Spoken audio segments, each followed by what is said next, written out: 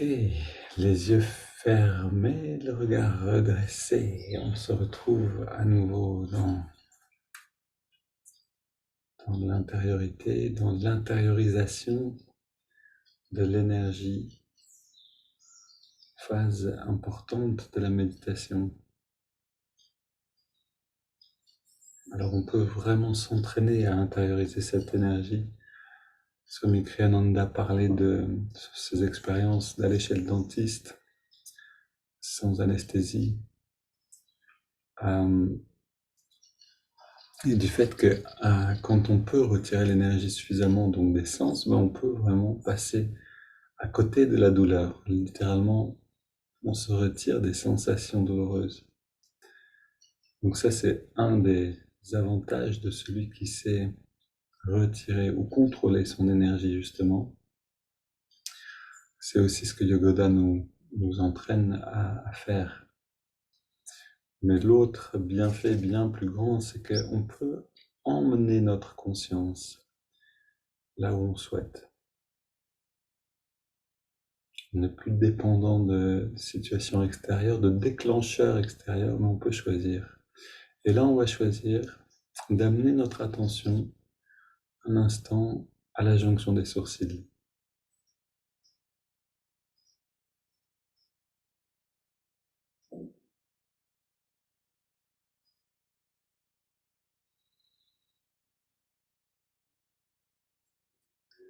D'emmener toute notre énergie à cet endroit-là, de l'aimanter comme avec un aimant.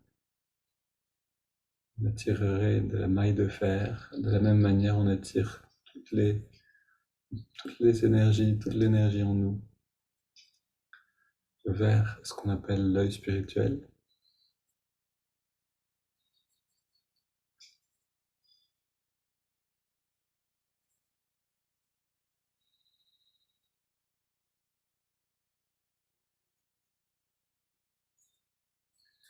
Et on va aujourd'hui respirer profondément, donc on va aller à travers les préparations, je veux dire, en observant ces préparations depuis cet endroit-là. Donc vraiment comme si l'œil spirituel était une fenêtre de perception, et qu'on peut choisir de percevoir avec les sens, ou on peut percevoir avec l'œil spirituel. Donc on s'entraîne, on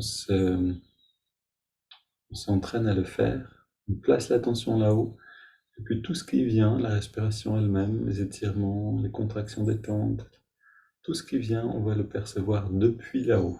Donc on ferme les yeux, ça va nous aider. Et on respire à partir du ventre jusqu'en haut des épaules.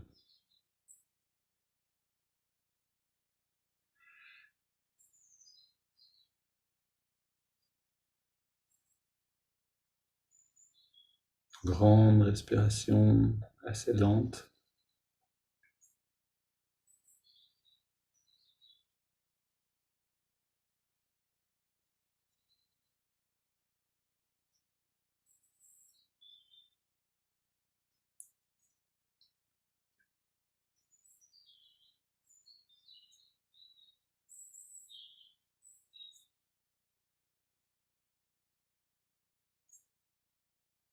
Et puis on entrelace les doigts sur une inspiration profonde.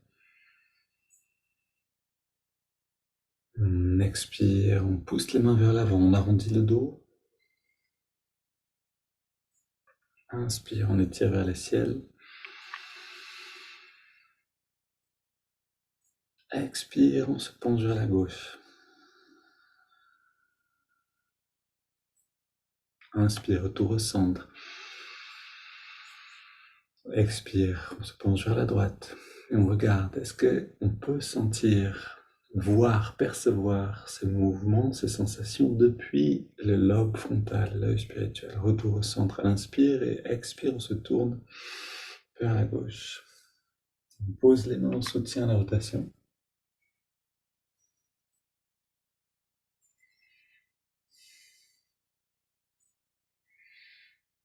Et on revient au centre, on étire vers le ciel.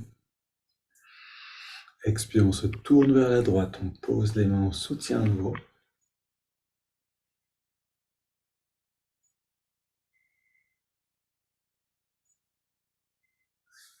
Et retour au centre. Et au début, on a besoin peut-être d'imaginer qu'on perçoit les choses à partir de l'œil spirituel, mais au fur et à mesure, on voit que, ah oui, il y a une autre perception légèrement différente. Ça vient graduellement. On ramène les épaules et les coudes en arrière. On se penche légèrement vers l'arrière avec les mains qui nous soutiennent. On prend 25 respirations profondes.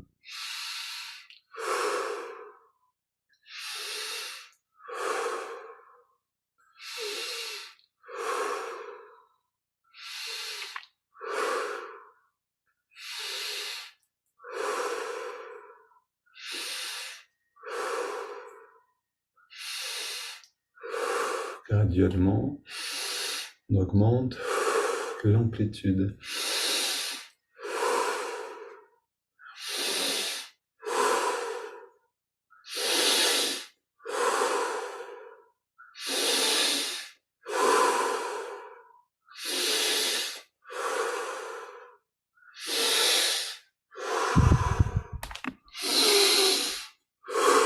Pour les 10 dernières, le maximum.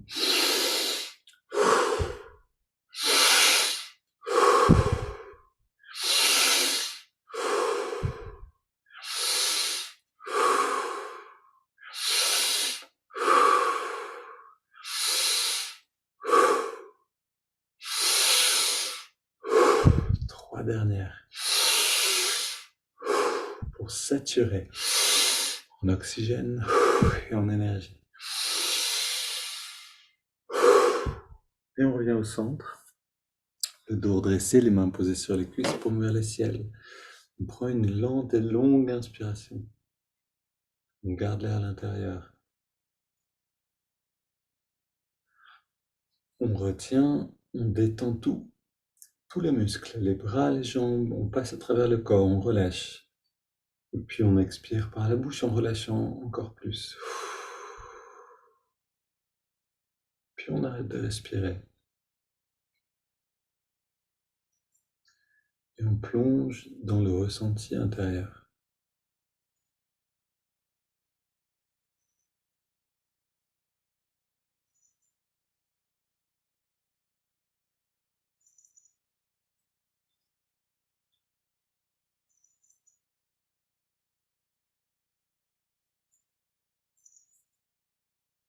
On inspire à nouveau.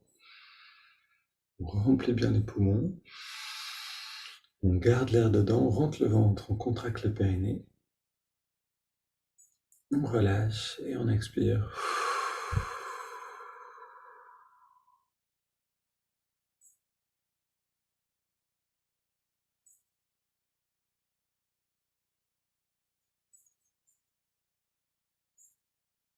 On va reprendre 10 respirations profondes.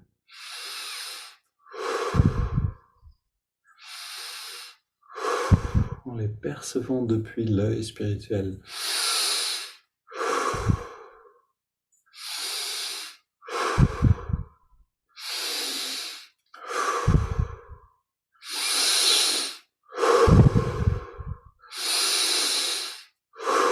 Trois dernières.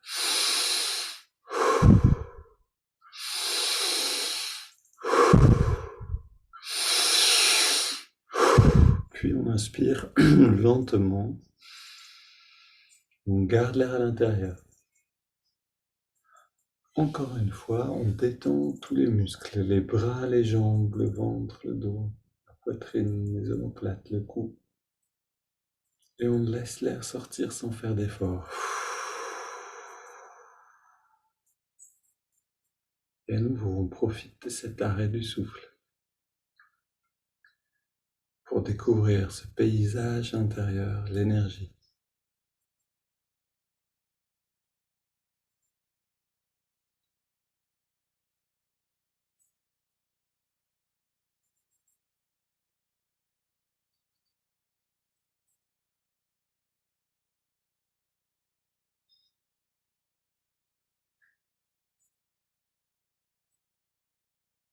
On inspire à nouveau. On garde l'air dedans, on rentre le ventre, on contracte le périnée. On relâche et on expire.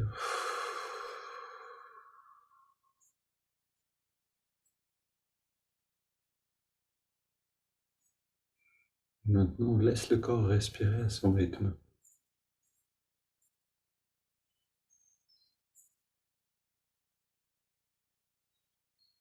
Et on sent cet écho. On a créé une sorte de feu d'artifice d'énergie dans le corps pour mieux percevoir cette dimension de nous-mêmes. Et maintenant, on laisse ces mouvements d'énergie se faire naturellement. On les observe.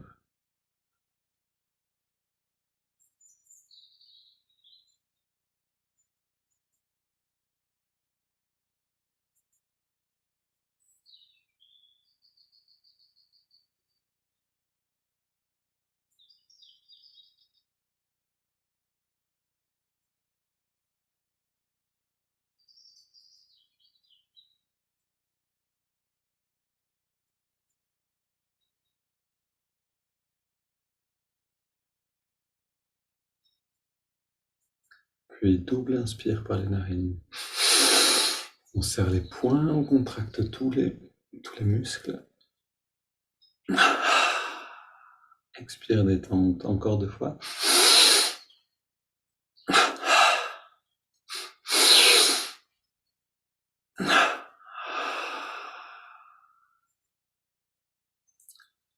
Et on inspire maintenant sur 5 dans la détente par les narines.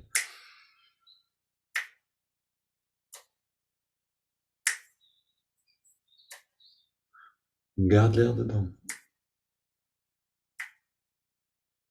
L'attention toujours concentrée dans le lobe frontal. Et on expire en détendant.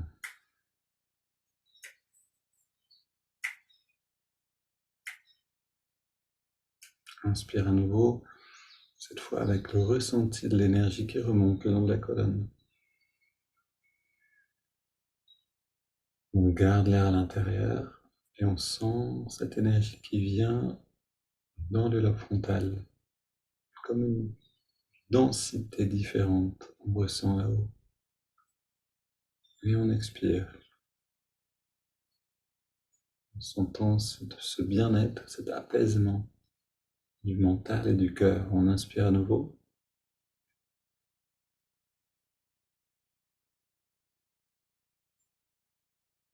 On garde l'air dedans.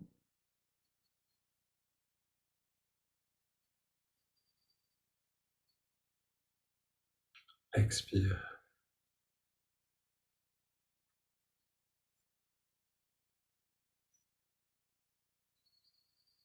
Inspire.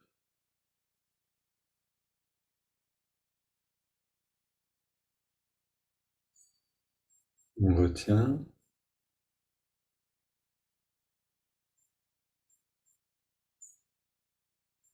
Et expire.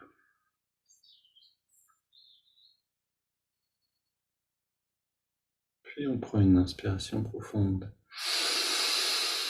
Et on laisse maintenant le corps respirer à son rythme. On n'interfère plus avec la respiration.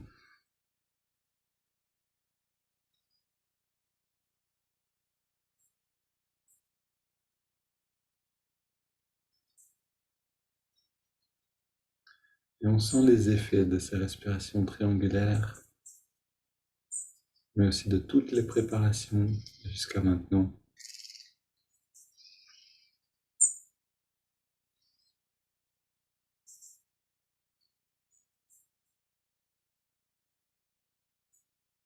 En fait, si vous avez peu de temps une fois pendant la journée et que vous voulez méditer, vous recentrer, vous apaiser, ou le soir avant de dormir ou avant de manger le soir, et que vous n'avez pas beaucoup de temps, mieux vaut faire les préparations et rester dans cet état maintenant que d'aller directement dans la- l'observation du souffle. Les préparations nous emmènent plus profondément, plus rapidement à l'intérieur.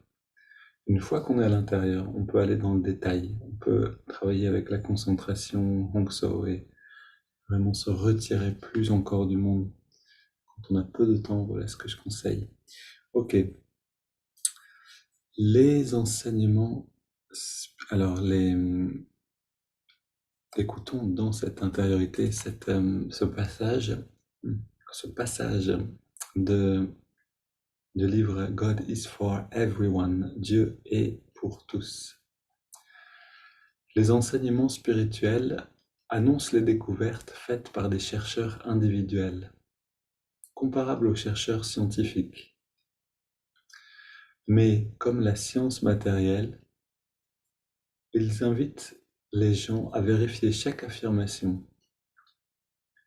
Donc les enseignements spirituels nous invitent à vérifier chaque affirmation, à ne pas se contenter d'une simple croyance ou d'une simple affirmation, même si elle est énoncée de manière convaincante. De plus, comme la science, qui n'envisage pas de conclusion fixe à sa recherche, le développement spirituel n'a pas de fin. La seule fin que la spiritualité envisage, c'est l'infini. Il existe cependant une différence essentielle entre les découvertes de la recherche spirituelle et celles de la science. Alors que la recherche spirituelle, comme celle de la science, est continue, ces découvertes, une fois faites, sont universelles et invariables.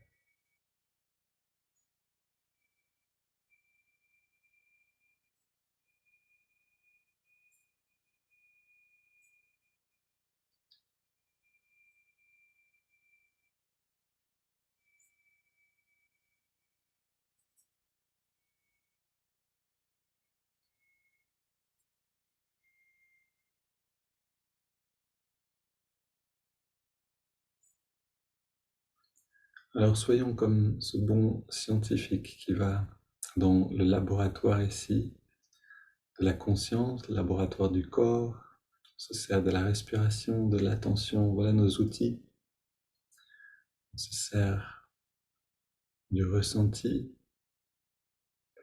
et avec ces outils, on va découvrir par nous-mêmes les grandes vérités, vérifier ces vérités, en faire l'expérience. Comme disait Yogananda, on ne peut pas... alors lui, c'est pas lui qui disait ça, quelqu'un dit, Shriyam dit, on ne peut pas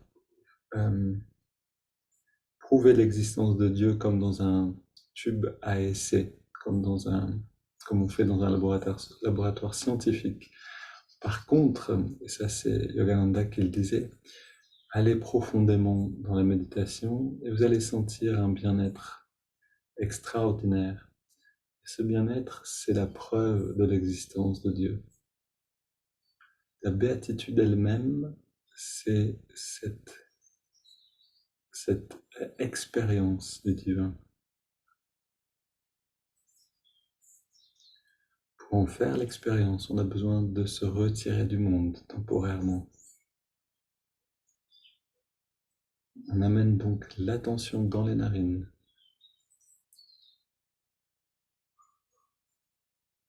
Et on se sert de la respiration comme d'une porte vers l'intérieur. On sent la fraîcheur de l'inspire et la tiédeur de l'expire.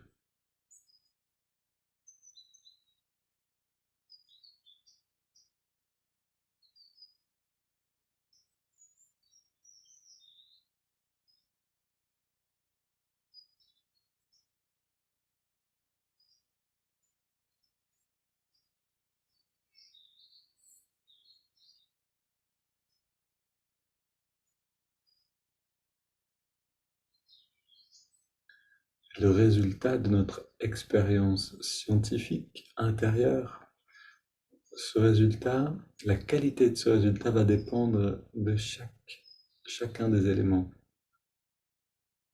Est-ce que je peux vraiment sentir la fraîcheur de l'inspire avec beaucoup d'attention jusqu'à devenir cette fraîcheur? Est-ce que je peux sentir la tiédeur de l'expiration avec la même qualité?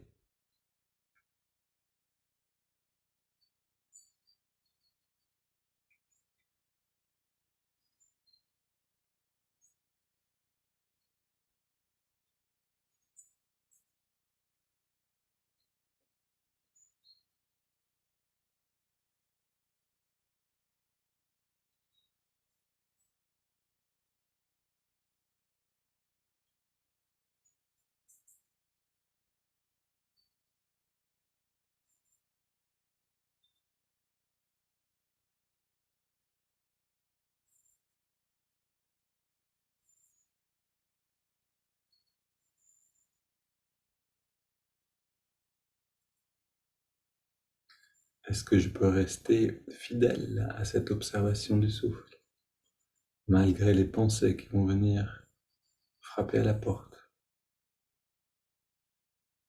De toutes ces décisions, de tous ces éléments dépend le fruit de cette expérience intérieure.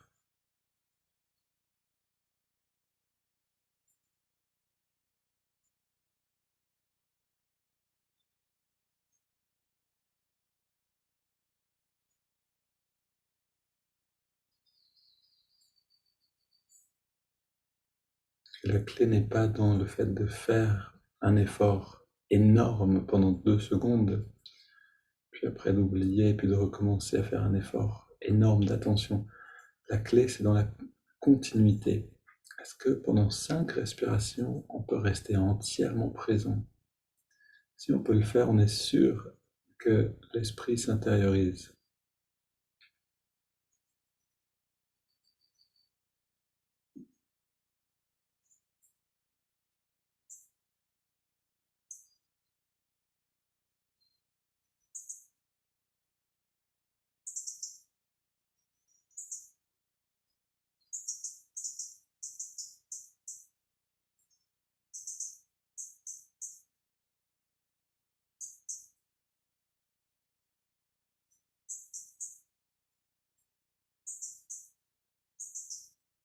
Puis on ajoute le mouvement de l'index de la main droite. À chaque inspiration, l'index revient d'1 centimètre vers la paume de la main.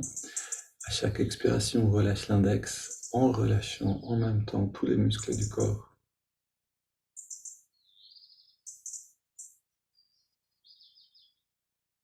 Essayons d'être très attentifs à l'observation du souffle et la détente graduelle par le mouvement du doigt, par le relâchement. Essayons d'être très attentifs pendant au moins 10 respirations.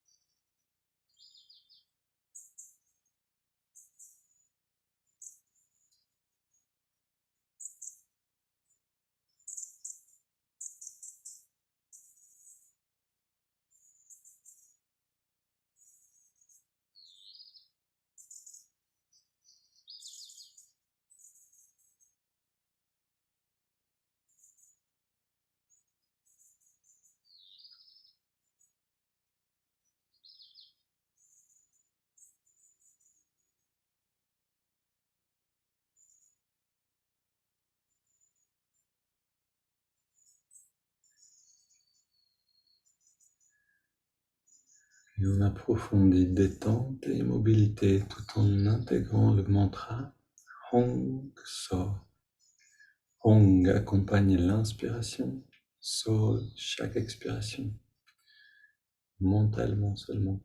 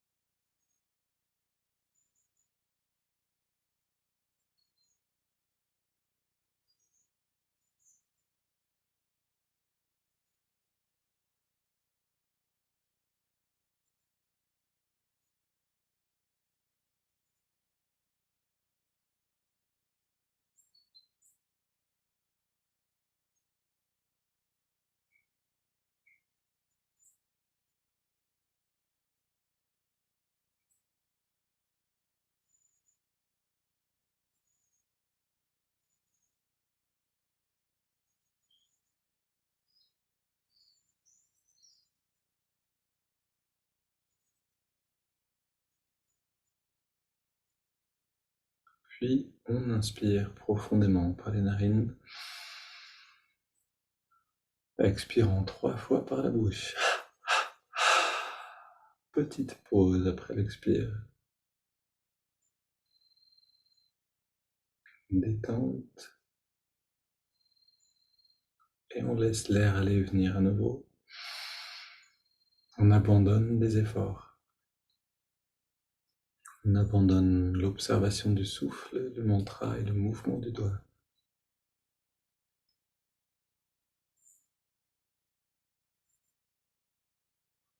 Pour contempler ce que toutes ces techniques nous permettent de révéler de nous-mêmes.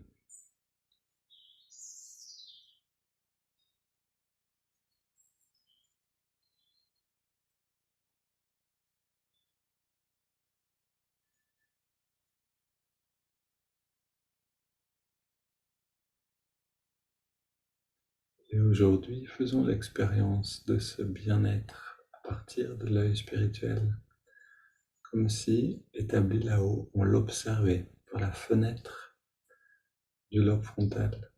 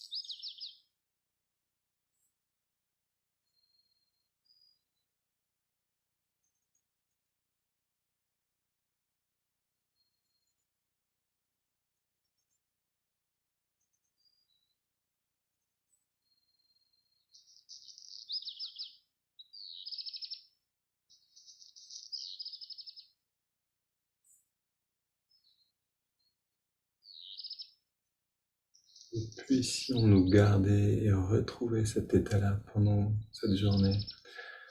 Restez encore dans cette expansion autant que vous le souhaitez. Une belle journée à tous et à demain.